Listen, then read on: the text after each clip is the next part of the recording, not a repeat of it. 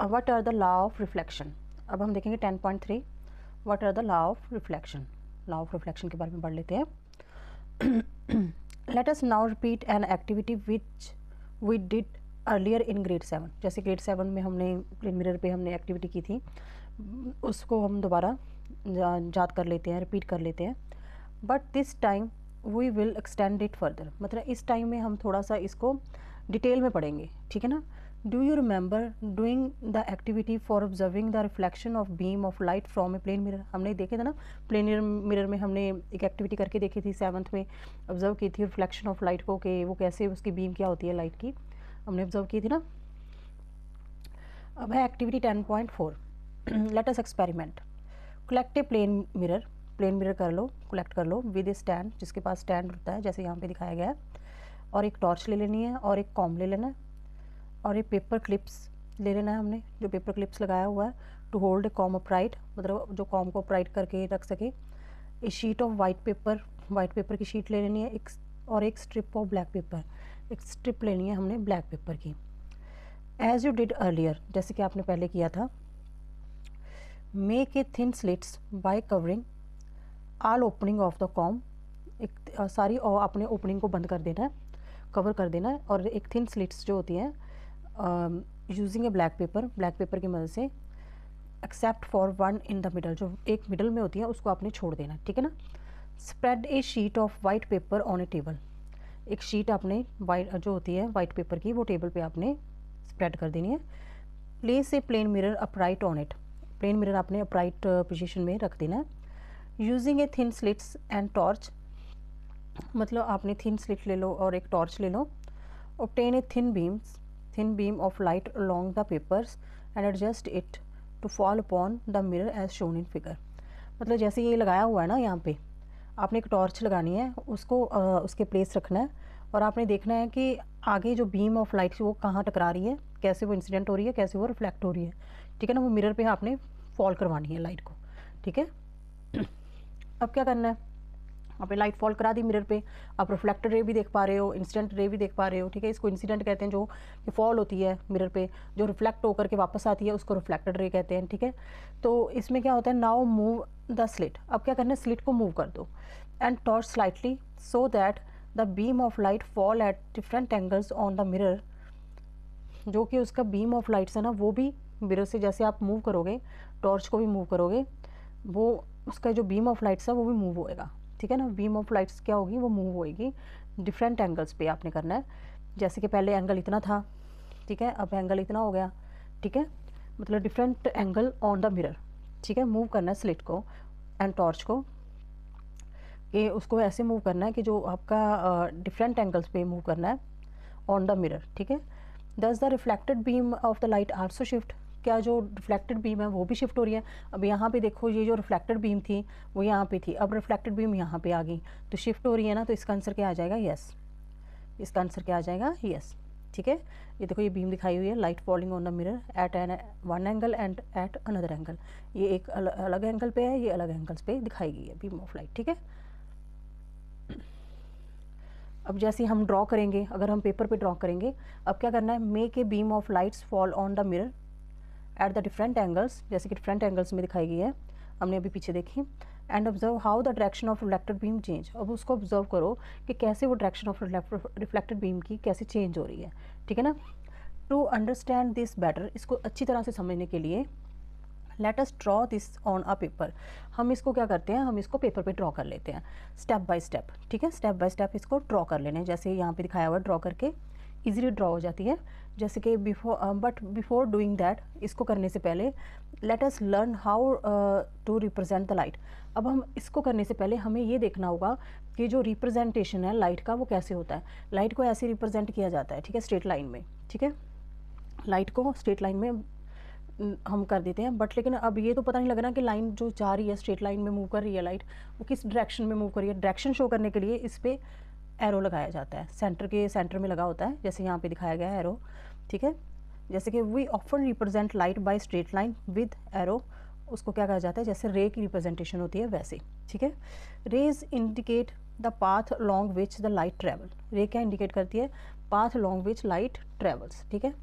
Do you remember learning earlier that the light travel along a straight lines, ये हमें पता ही है, ये मैंने अभी बताया, लाइट जो है वो स्ट्रेट लाइन्स में मूव करती है, ट्रैवल करती है, ठीक है ना। अब यहाँ पे क्या लिखा है, draw a line showing the positions of the plane mirror, एक लाइन आपने ड्रॉ कर लेनी है जो कि पोजीशन को शो करे प्लेन मिरर की। Also draw a line with arrows, arrows जैसे इंडिकेट्स करती हैं beam of the light falling on the mirror, जैसे कि उसको क्या कहा जाता है, इंसिडेंट रेस जो होती है उसको आपने करना है जो कि फॉल कर रही है मिरर पे, और the reflected beam of light as shown in figure, जैसे कि दिखाया गया है। पहले तो इंसिडेंट दिखाया है उन्होंने, फिर बाद में यहाँ पे वो मूव होकर के यहाँ पे रिफ्लेक्टेड दिखाई है, ठीक है, उसको दिखाना है जैसे कि 10.9a में दिखाया गया है, ठीक है। The ray of light that fall on the mirror is called incident, उसको क्या कहा जाता है, इंसिडेंट रे कहा जाता है, ठीक है। जैसे कि ये जो रे है इसको क्या कहा जाता है, इंसिडेंट, ये है इंसिडेंट रे,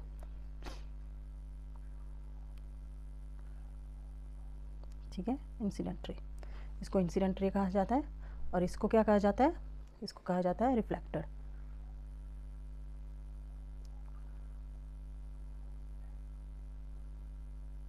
ठीक है, ये रिफ्लेक्टेड रे होती है, इंसिडेंट रे और रिफ्लेक्टेड रे, ठीक है। That come back from the mirror is called reflected ray, उसको क्या कहेंगे, रिफ्लेक्टेड रे कहेंगे।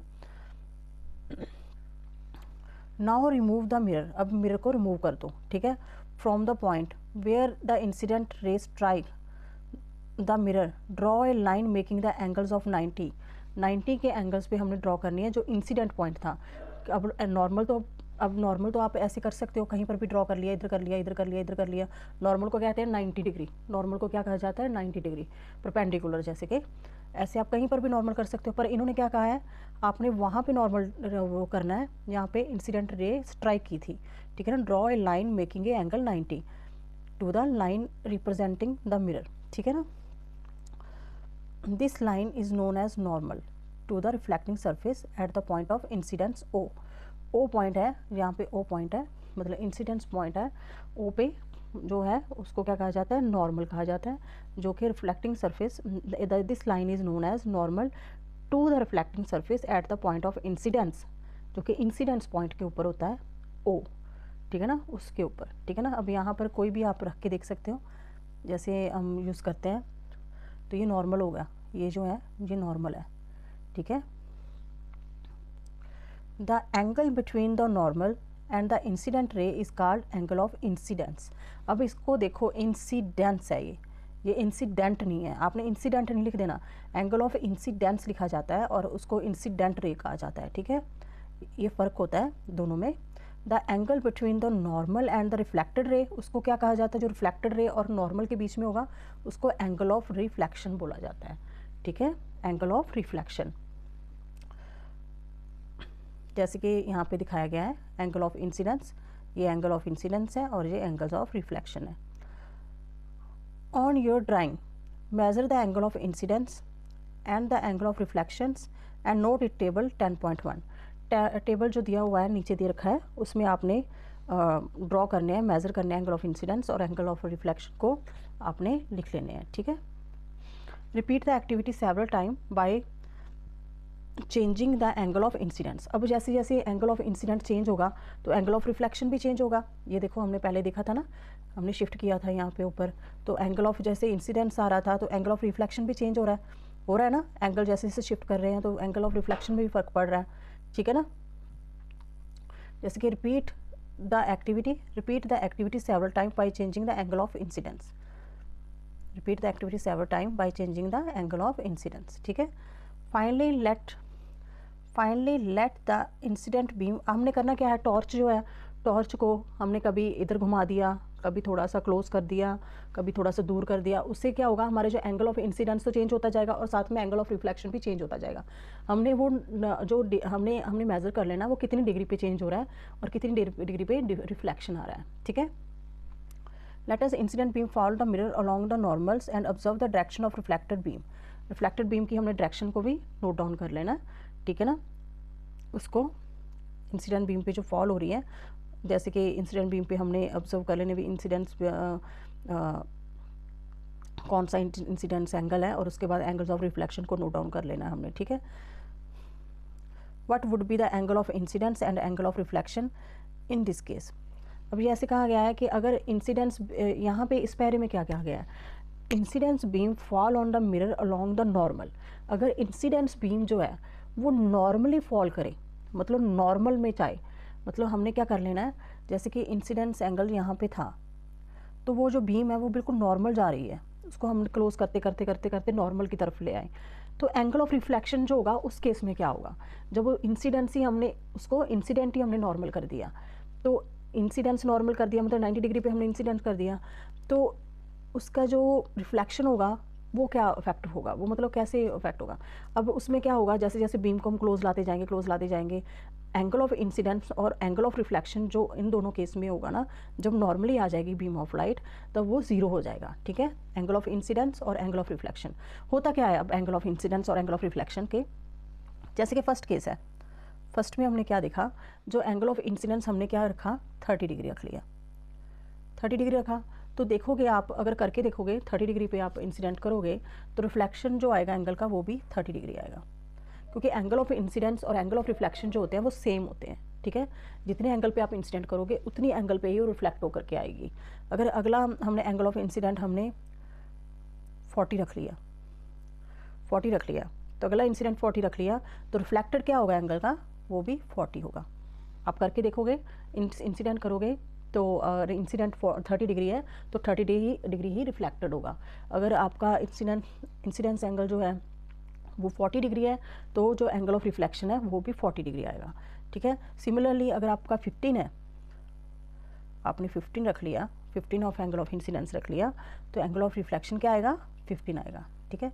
अब अगर हमने नॉर्मल रख लिया, जैसे यहाँ पे दिखाया गया है, mirror along the normal, let the incident beam fall on the mirror along the normal, observe the direction of reflected beam and what would be the angle of incidence, angle of incidence क्या होगा और angle of reflection क्या होगा, ठीक है। उस case में क्या आएगा, एंगल ऑफ जो रिफ्लेक्शन होगा वो 0 डिग्री आएगा और 0 डिग्री ही एंगल ऑफ रिफ्लेक्शन आएगा और इंसिडेंस आएगा, ठीक है।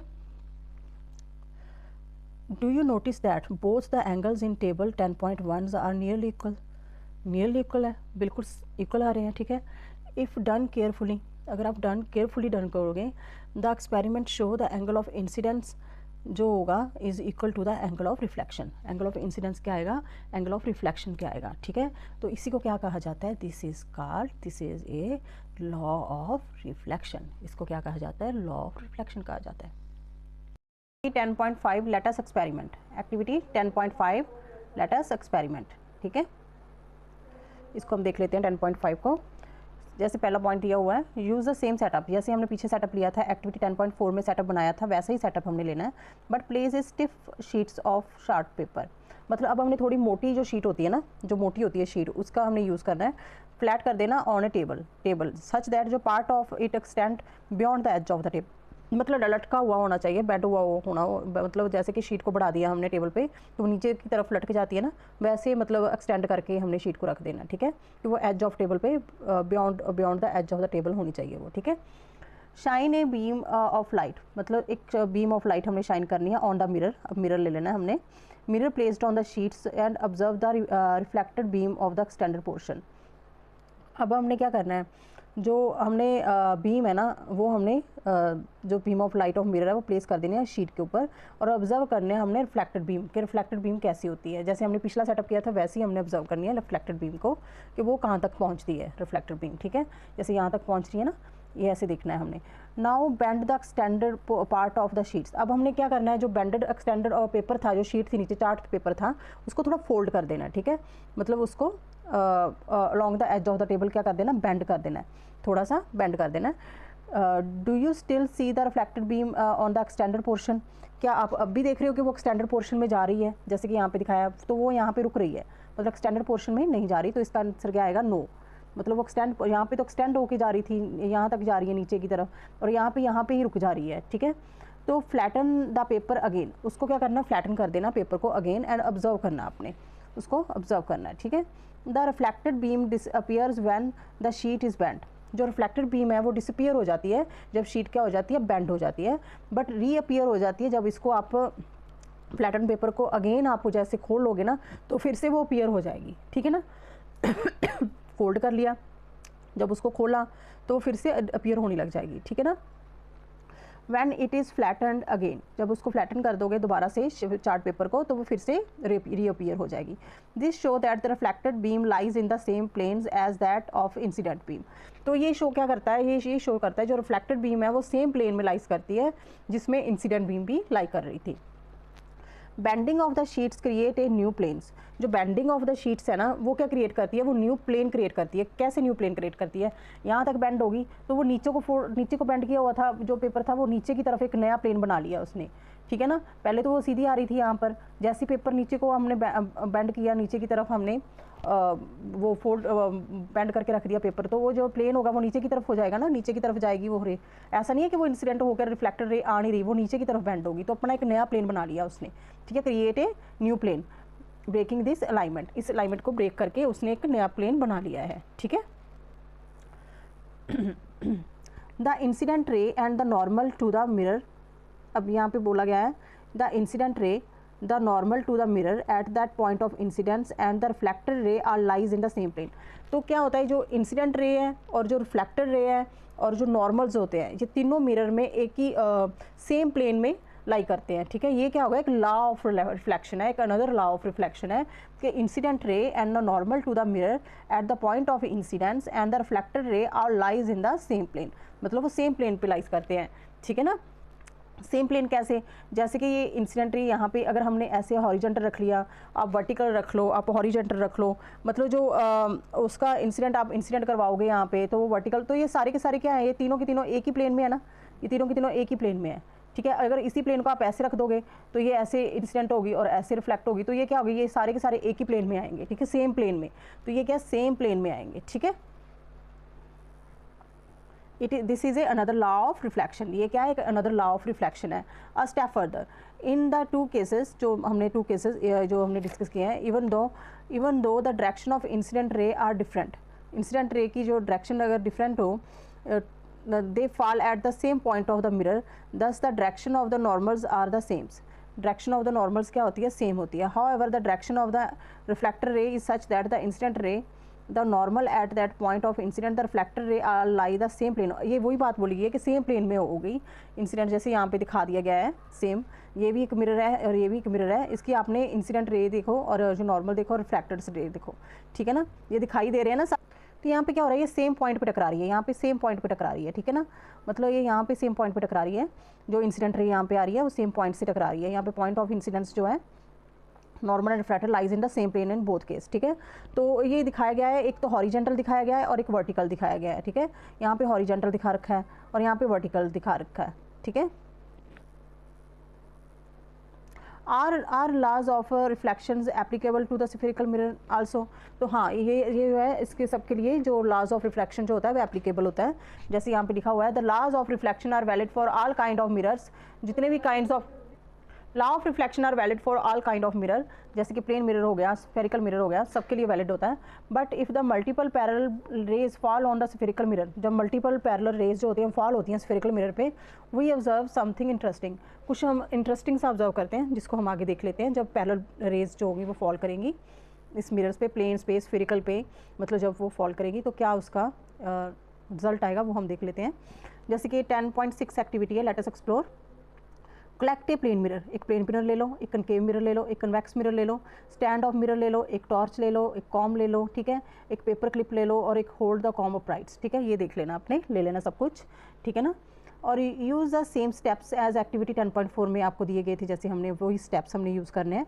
But instead of the single slits, जैसे कि हम पहले सिंगल स्लिट्स लेते थे ना कॉम की, लीव मैनी ओपनिंग जो है बहुत सारी हमने उसकी ओपनिंग जो है वो अनकवर कर लेनी है to obtain the multiple parallel beam of light, कि जो बीम ऑफ लाइट है ना, अब हमारी multiple parallel beam of light होनी चाहिए, ठीक है ना। उसको हमने जैसे कि यहाँ पे दिखाया गया है, यहाँ पे बीम दिखाई गई है ना, मल्टीपल पैरेलल बीम जैसे कि दिखाया गया है, यहाँ पे देखो बीम आ रही है, ये सारी पैरेलल ऐसी ओपनिंग हमने अनकवर्ड कर लेनी है कॉम की, ठीक है।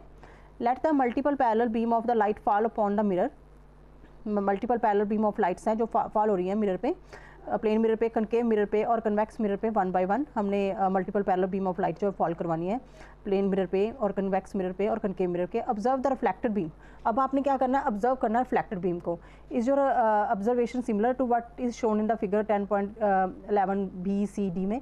क्या जो आपकी ऑब्जर्वेशन है वो क्या सिमिलर है जैसे कि इस पिक में आपको दिखाई दे रहा है? इस पिक में क्या हो रहा है, अब आप देखो पैरेलल में तो जैसे पैरेलल ही थी तो पैरेलल ही होकर के निकल गई, ठीक है। यहाँ पे क्या हुआ, पैरेलल थी तो पैरेलल ही होकर के निकल गई, ठीक है। और सेकंड केस में क्या हो रहा है, सेकंड केस में कनकेव मिरर के केस में क्या हो रहा है, कनकेव जो लाइट है ना वो पहले पैरेलल आ रही थी तो उसके बाद क्या होगी, थोड़ी दब गई, यहाँ पे क्या होगी वो दब गई, ठीक है, फोकस होगी मतलब, ठीक है। पहले प्लेन मिरर पे जो आ रही थी वो पैरेलल आ रही थी तो वहाँ पे आकर के क्या होगी, ये फोकस होगी, ठीक है। लाइट मिरर में जैसे क्या होगी, ये फोकस होगी। और यहाँ पे क्या हो रहा है, जो डी पोर्शन है इसमें क्या हो रहा है, ये पहले पैरेलल आ रही थी तो यहाँ पर क्या आ गई, यहाँ पे आपको दिखाई दे रहा होगा, यहाँ पे फैल गई, ठीक है, यहाँ पे फैल गई सारी जगह पे, ठीक है। और इसी के जो दबना हो गया, जैसे फोकस हो जाना, इसको क्या कहा जाता है, इसको कन्वर्जेंस कहते हैं। और इसको क्या कहते हैं, जैसे फ्ला हो जाना, फैल जाना, इसको डिवर्स कहते हैं, ठीक है। When the multiple parallel beam of the lights fall upon a plane mirror, जैसे प्लेन मिरर पे फॉल कर रही थी तो multiple reflected beams are also parallel, जो मल्टीपल रिफ्लेक्टेड बीम है वो भी पैरेलल आई। However when the multiple beam of light fall upon a concave mirror, जब कनकेव मिरर पे फॉल करती है तो क्या होता है, जो मल्टीपल रिफ्लेक्टेड बीम जो होती है ना, गेट क्या हो जाती है, वो क्लोजर आ जाती हैं, बहुत ज़्यादा क्लोजर आ जाती हैं। जो क्लोजर आ जाती हैं उसको क्या कहा जाता है, दैट इज़ द कन्वर्ज, उसको मतलब क्या होगी, वो कन्वर्ज होगी। Whereas in the case of the convex mirror, in the case of convex mirror में क्या होता है, द मल्टीपल रिफ्लेक्टेड बीम जो होती है ना वो स्प्रेड हो जाती है। जो मल्टीपल रिफ्लेक्टेड बीम जो होती है वो क्या हो जाती है, वो स्प्रेड हो जाती है, मतलब फैल जाती है वो बहुत ज़्यादा। इसको क्या कहा जाता है, जब स्प्रेड हो जाती है, फैल जाती है, उसको क्या कहा जाता है, उसको डिवर्स कहा जाता है, ठीक है। In the case of the spherical mirror, even though each ray of light follows the law of reflection, वो क्या करती है, लॉ ऑफ रिफ्लेक्शन को फॉलो करती है। The curved surface of the spherical mirror, जो कर्व्ड सरफेस होती है ना उसकी वजह से होता है, जो पैरेलल बीम ऑफ लाइट है जो होती है वो क्या हो जाती है, आइदर कन्वर्ज हो जाती है और आइदर डिवर्ज हो जाती है। रीज़न क्या होता है कि जो उसकी कर्व्ड सरफेस होती है ना, curved surface of the spherical mirror होती है वो कॉजेज होती है, जो पैरेलल बीम्स है वो कन्वर्ज हो रही है और डिवर्ज हो रही है, ठीक है ना। तो reflection depending on the shape of the mirror, को शेप ऑफ मिरर के ऊपर डिपेंड करती है। वो कैसे है मैं आपको दिखा देती हूँ, कैसे शेप ऑफ मिरर के ऊपर डिपेंड करती है। जैसे कि एक तो प्लेन मिरर था, ठीक है, तो यहाँ पे पैरेलल आई, रे आई तो यहाँ पर आकर के रिफ्लेक्ट होगी, ठीक है। और यहाँ पे नीचे था तो यहाँ पे इंसिडेंट रे आई तो वो यहाँ पे आकर रिफ्लेक्ट होगी, तो इसका नॉर्मल क्या आ गया, इसका भी और इसका नॉर्मल क्या है, पैरेलल है। और ये इंसिडेंट रे भी इसकी इंसिडेंट रे के पैरेलल है, तो और जो एंगल होगा वो भी सेम होगा, मतलब ये 30 है तो ये भी 30 होगा, ठीक है ना, ये भी 30 होगा, मतलब ये और रिफ्लेक्टेड रे में भी आपस में क्या है, ये क्या होगी, सारी की सारी पैरेलल होगी एक दूसरे के, ठीक है ना। ये क्या आ गया, प्लेन मिरर का केस, ठीक है, इसको प्लेन मिरर का केस आ गया ये वाला, ठीक है। अब ऐसे ही हमारा जो दूसरा मिरर का हम देख लेते हैं।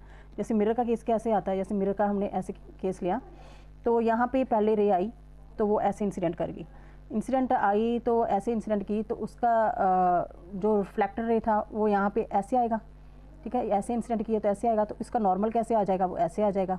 अगर आप इसका नॉर्मल बनाओगे तो ऐसे आ जाएगा, ठीक है ना। और अगर हमने यहाँ से यहाँ पे इंसिडेंट करवाई, ठीक है ना, यहाँ पे इंसिडेंट करवा रहे हैं तो इसका नॉर्मल कहाँ आ जाएगा, ऐसे आ जाएगा, ठीक है ना। तो इसका रिफ्लेक्टर रे कहाँ पे आ जाएगा, वो ऐसे आ जाएगा, ठीक है। और यहाँ पर भी हमने ऐसे इंसिडेंट करवाई यहाँ पे, ठीक है, एक यहाँ पे इंसिडेंट करवा रहे हैं, उसका नॉर्मल इधर आ जाएगा, नॉर्मल इधर आएगा तो उसकी रिफ्लेक्टर रे इधर आ जाएगी। तो ये सारी की सारी क्या हो रही हैं, आपस में आकर के यहाँ पे क्या हो रही है, फोकस हो रही है या कन्वर्ज हो रही है। ये कनकेव का केस है, इसमें क्या हो रही है, सारी की सारी कन्वर्ज हो रही है, ठीक है, ये फोकस होकर हो रही है। मतलब ऐसे जो रीज़न क्या होता है, नॉर्मल जो होता है इसमें वो रीज़न होता है कि नॉर्मल इनका अलग अलग बनता है, ठीक है, क्योंकि एंगल ऑफ इंसिडेंस अलग होगा और यहाँ पे जो एंगल बनेगा वो अलग बनेगा, यहाँ पे एंगल जो बनेगा वो अलग बनेगा, यहाँ पे एंगल जो बनेगा वो अलग बनेगा, ठीक है। डिफरेंट होंगे ये 30-20 मतलब 10 पॉइंट का डिफरेंस होगा, जब 20 पॉइंट का डिफरेंस भी हो सकता है, ठीक है। स्टेप फर्दर में क्या दिखाया गया, if we draw what we observe in activity 10.6, अगर हम उसको ड्रा कर दें जो हमने ऑब्जर्व किया, जो मैंने अभी आपको यहाँ पे ड्रॉ करके दिखाया उसी को दिखाया गया है। जैसे यहाँ पे प्लेन मिरर में ऐसे हो रहा था और ये देखो कनकेव मिरर में क्या हो रहा है, यहाँ पे कन्वर्जेंस हो रही है, और कन्वेक्स मिरर में क्या हो रहा है, ये फ्ला हो रहा है, मतलब ये डिवर्स हो रहा है, ठीक है, मतलब स्प्रेड हो रही है रेस, मतलब ये क्या हो रहा है, डिवर्स हो रहे हैं। So the concave mirror converges a light beam while the convex mirror diverges it. It this is Indeed interesting, मतलब ये क्या है कि इंटरेस्टिंग है, जो कैसे कन्वर्स हो जाना और डिवर्स हो जाना, ठीक है, ये क्या अपने आप में इंटरेस्टिंग है। Since the concave mirror converse the light of beam would not light be get concentrated, मतलब छोटी एरिया में कंसनट्रेट हो जाना इन द स्मॉल एरिया में, तो मतलब लाइट को, मतलब बीम को क्या कर देना, कन्वर्स कर देना लाइट बीम को, और वो छोटे एरिया में कन्वर्स नहीं मतलब होती, ठीक है ना।